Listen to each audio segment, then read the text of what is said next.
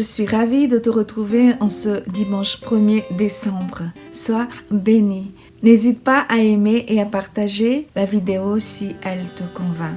Notre texte aujourd'hui se trouve dans Ésaïe chapitre 2, versets 1 à 5, puis versets 12 à 18 et puis verset 22. Ensuite dans Romains 13, versets 1 à 14 et enfin dans l'évangile de Matthieu chapitre 24, versets 37 à 44. Je t'invite à mettre pause et à lire tranquillement les textes. Quel point relie nos trois textes? Les trois textes parlent du jour, du fameux, du redoutable jour du Seigneur. Le jour où le Seigneur va revenir pour juger le monde. Nous nous posons une multitude de questions concernant ce jour. Ce sera quand, ce sera comment, et surtout comment résister à ce jour, comment ne pas succomber à ce jour.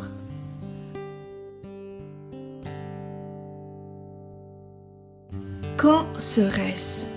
Paul dit dans notre texte que le jour est tout proche. Ce qui est sûr, c'est ce qu'il nous dit juste avant, le salut est plus près de nous qu'au moment où nous avons cru. C'est clair. Maintenant, intéressons-nous à ce que Jésus dit quand les disciples lui posent la question. Lisons des extraits dans Matthieu 24. Il s'assit sur le mont des Oliviers. Les disciples vinrent en privé lui poser cette question. Dis-nous, quand cela arrivera-t-il? Et quel sera le signe de ton retour et de la fin du monde? Jésus répond, puis il dit, ne vous laissez pas effrayer, car il faut que toutes ces choses arrivent. Cependant, ce ne sera pas encore la fin. Puis plus loin, tout cela sera le commencement des douleurs. On vous livrera à la persécution et l'on vous fera mourir. Puis plus loin, cette bonne nouvelle du royaume sera proclamée dans le monde entier pour servir de témoignage à toutes les nations. Alors viendra la fin. Ce que moi je lis et que j'aimerais souligner parmi toutes les choses que Jésus a dites, c'est que il y a quelque chose qui précède forcément l'arrivée de Jésus. Il ne va pas arriver avant que cette chose n'arrive. Et c'est quoi cette chose? Cette chose, c'est l'occasion qui serait donnée à tout un chacun de le nier ou de le proclamer. Donc personne ne sera sans avis. Et moi, ce que j'appelle un scoop, c'est le fait qu'il va forcer tout le monde à choisir. Les choses vont se passer de façon à ce que chacun devra choisir dans son cœur et dire son choix. En effet, ce Dieu juste ne va pas faire périr quelqu'un qui ne l'a pas renié. C'est justement pour ça que la bonne nouvelle du royaume sera proclamée dans le monde entier pour servir de témoignage. Il va juger quelqu'un qui a entendu la bonne nouvelle et qui l'a déclinée. La bonne nouvelle du royaume sera proclamée dans le monde entier pour servir de témoignage à toutes les nations. Alors viendra la fin. C'est pour ça qu'il dit, avant que je vienne, vous serez d'abord persécutés. Les choses vont se passer de façon à ce que ceux qui croient en lui vont devoir subir une autorité qui menacerait leur foi. Nous savons que beaucoup de chrétiens sont actuellement persécutés dans le monde, mais Dieu seul sait combien vont encore subir la persécution. Une chose est sûre, c'est que le monde est devenu tout petit grâce à la technologie et que la bonne nouvelle n'est pas loin d'avoir atteint le monde entier. Et la phrase de Paul qui dit que le salut est plus près de nous que jamais n'a jamais été aussi vraie. Une autre question, c'est le comment. Comment ça va se présenter? Nous avons en partie répondu à la question, mais notre texte d'Ésaïe introduit une chose qu'on n'arrive pas bien à accorder avec le reste. En effet, il dit que toutes les nations vont se tourner vers Dieu. Alors que notre texte de Matthieu dit que c'est seulement 1 sur 2 qui vont être sauvés. Pareil, on dit que ça va être soudain, très soudain, et en même temps, on voit que du temps est donné pour toutes les nations de se tourner vers Dieu. Mystère.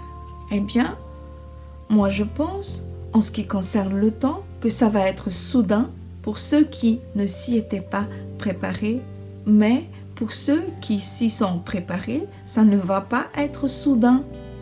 C'est juste comme au jour de Noé, comme le dit le texte. C'était soudain pour beaucoup, mais pour Noé, ce n'était pas soudain. La même idée se retrouve dans la parabole des 10 vierges, les folles et les sages. L'arrivée de l'époux était soudaine pour certaines, mais pas pour les autres. Et en ce qui concerne le nombre des sauvés, que ce soit 50%, que ce soit 100%, ça, ce ne sont pas des nombres exacts, mais ce sont des expressions pour dire une idée. Il est difficile de croire que tout le monde serait sauvé. Beaucoup de passages dans les Écritures disent le contraire. Mais il est tout aussi difficile de croire que seulement 50% des personnes seront sauvées. C'est trop précis. Il est difficile de croire qu'une force quelconque va faire en sorte d'arriver au chiffre 50%. C'est comme la parabole des 10 vierges de tout à l'heure. Comme il y avait 5 sages, le hasard, entre guillemets, a fait que les folles soient aussi au nombre de 5. 50%. Non, de la même façon qu'on n'arrive pas à deviner à l'avance le résultat d'un match qui n'est pas fini d'être joué, nous ne pouvons pas savoir le pourcentage des personnes qui seront sauvées. Mais les 1 sur 2, les 50% indiqués dans nos textes, désignent le choix. Il y a 2 choix. On ne peut choisir que 1 sur 2. Il n'y aura pas de 3e choix. Et l'expression « toutes les nations », 100%, est une hyperbole pour dire beaucoup de monde seront sauvés. Et pour le coup, ça, c'est une énorme bonne nouvelle. L'action du Saint-Esprit durant cette grande bataille qui verra la persécution sera très grande et qu'elle sera très efficace. Et beaucoup seront sauvés. Et ça, c'est Dieu. Ça ressemble à Dieu. Ça vient de Dieu. Il nous reste à voir comment arriver à tenir debout jusqu'à ce jour-là. Nos textes parlent de vigilance et d'humilité et beaucoup d'autres choses que nous savons déjà.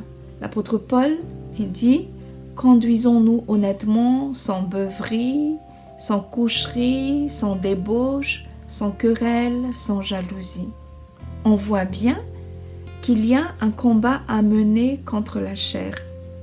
La maîtrise de soi est vraiment au cœur de cette vigilance. Mais jusqu'à quel point? Quand la persécution sera là, est-ce qu'on est censé donner notre vie sans riposter, sans se venger?